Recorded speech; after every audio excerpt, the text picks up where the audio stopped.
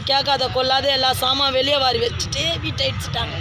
கேட்டால் நீங்கள் செத்தா சாவுங்க எனக்கு என்ன ஆகுது அப்படின்னு 11 மணிக்கு கீழே இன்ன வரைக்கும் எங்களை என்ன ஏதுன்னு யாருமே கேட்கல. செத்தா சாவுங்க பெரும்பாக்கம் போய் தான் ஆகணுன்றோம். நாங்கள் பெரும்பாக்கம் போகலன்றோம்.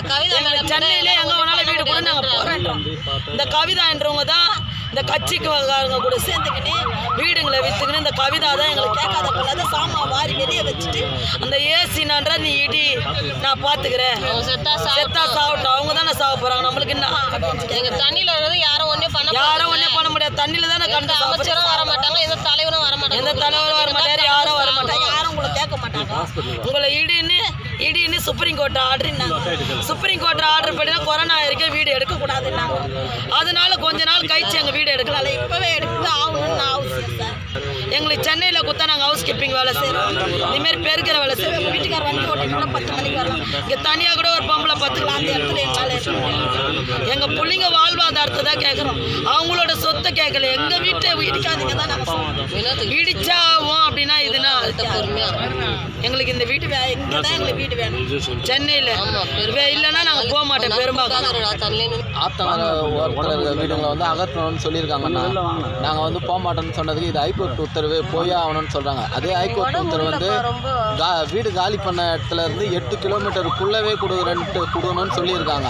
ஆனால் இவங்க 36 கிலோமீட்டர் கண்ணாண்ட பெரும்பாக்கம், அதை வந்து வேறு மாவட்டம் காஞ்சிபுரம் மாவட்டம், அங்கே போயிட்டு எங்களுக்கு வீடு ஒதுக்கியிருக்காங்க. நாங்கள் அங்கேருந்து இங்கே வாழ்வாதாரத்துக்கு வேலை செய்ய வரணும்னா ஒரு நாளைக்கு பஸ் ஃபேரு 100 ரூபா ஆகிடுது. நான் மாதம் 12,000 சம்பளம் வாங்குகிறேன், மாதம் 3000 அதுக்கு போய்ட்டு சாப்பாடு ஒரு 1500 போயிடும். மீதி இருக்கிற காசை வச்சு இந்த காலகட்டத்தில் இந்த விலைவாசியில் நாங்கள் எதுவும் பண்ண முடியாது. அதனால் எங்களுக்கு இங்கே கிட்டவே என்ன கொடுக்கணுன்ட்டு தான் நாங்கள் போராடுறோம். எங்களுக்காக சப்போர்ட் பண்ண யாரும் இல்லை, எந்த ஒரு அமைப்பும் வரல. கம்யூனிஸ்ட் கட்சி சிபிஐ தான் வந்திருக்கு. இப்போ வந்து ரஞ்சித் அண்ணா டீம் வந்திருக்காங்க. எங்களுக்கு வேறு யாரும் உதவி பண்ணதுக்கு எந்த ஒரு ஆளுங்கட்சியும் வரல, எதிர்கட்சியும் வரல. இதுதான் எங்களுக்கு கிட்ட எங்கன்னா வாங்கி கொடுங்க வீடு. எங்களுக்கு வந்து ஜேசிபி வந்து இப்போ இடிக்க வந்துடுறாங்க. பெரும்பாக்கத்தில் 40 கிலோமீட்டர் தள்ளி போடுறாங்க. அங்கே எங்களுக்கு வாழ்வாதாரம் இல்லை. அதனால் இங்கே வீடு கட்டி கொடுங்கன்றோம். இங்கே வீடு கட்டி கொடுக்காம எங்களை அருகாமையில் போட்டு கொடுங்கன்றோம். அதையும் போட மாட்டாங்க. பக்கத்தில் எல்லாம் வீடு இருக்குது கட்டி தராங்க. ஆனால் எங்களை மட்டும் தூக்கி போய்ட்டு பெரும்பாக்கம் போடுறாங்க.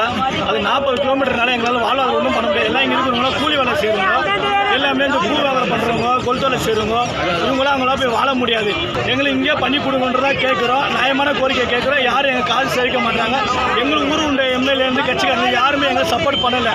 எல்லாருமே 1 லட்சம் 1.5 லட்சம் சொல்லி எல்லாத்தையும் விற்று எல்லாமே இது பண்ணிட்டானுங்க. எங்களுக்கு இங்கே கட்டி கொடுங்க, வர லட்சம் வழி விடுங்க.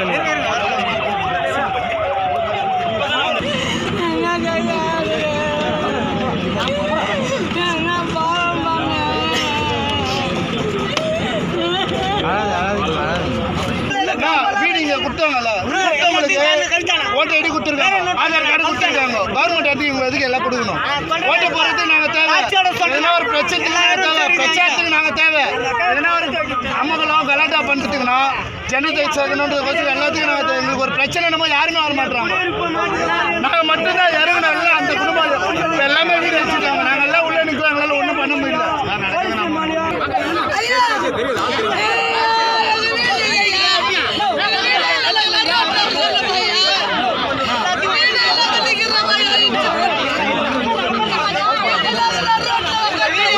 ப்ரூஃப் இல்லாதவங்களாம் இருந்தாங்க.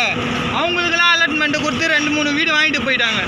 அவங்களுக்கு சப்போர்ட் பண்ணுறாங்க. ஃபுல்லாக கட்சி இது அவங்களுக்குள்ளேயே இது பண்ணிக்கிறாங்க. கேட்டால் நாங்கள் எங்களை அடிக்க வராங்க. சாப்பாட்டுக்கே வழி இல்லை. இங்கேருந்து போனவங்க அவ்வளோ கத்தழிக்கிறாங்க. ஆட்டோ ஓட்ட வேண்டி குப்பை காவா வேலைக்கு போகிறான்.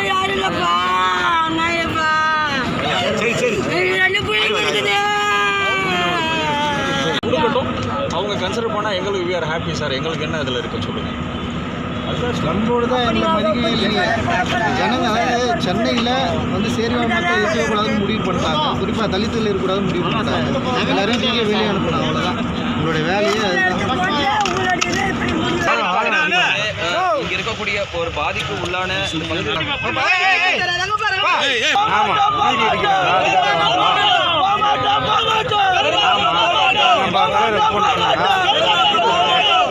இந்த தீவு கழிவுத்திடலில் இந்த பெருமழை காலம் இன்றைக்கி வந்து என்னென்னா வெதரில் கூட வந்து கனமழைன்னு சொல்லியிருக்கிறேன். அந்தளவுக்கு வந்து பெருமழை பெஞ்சிட்டு இருக்குது. மழைனால மக்கள் பெருசாக பாதிக்கப்பட்டு இருக்காங்க. அதுவும் குறிப்பாக வந்து சேரிவாழ் மக்கள், குடிசைவாழ் மக்கள் மிக மோசமான அளவு பாதிக்கப்பட்டிருக்காங்க. இந்த சூழல்லையும்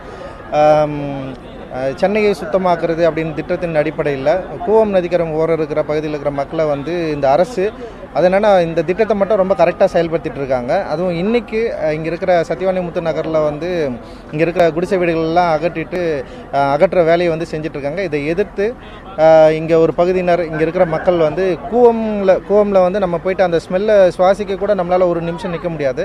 ஆனால் அந்த நதிக்கரையில் ரொம்ப மோசமான ஒரு கழிவுகள் இருக்கிற அந்த கூவத்தில் வந்து கிட்டத்தட்ட காலையில் 10 மணிலிருந்து மக்கள் வந்து இறங்கி போராடிட்டு இருக்காங்க.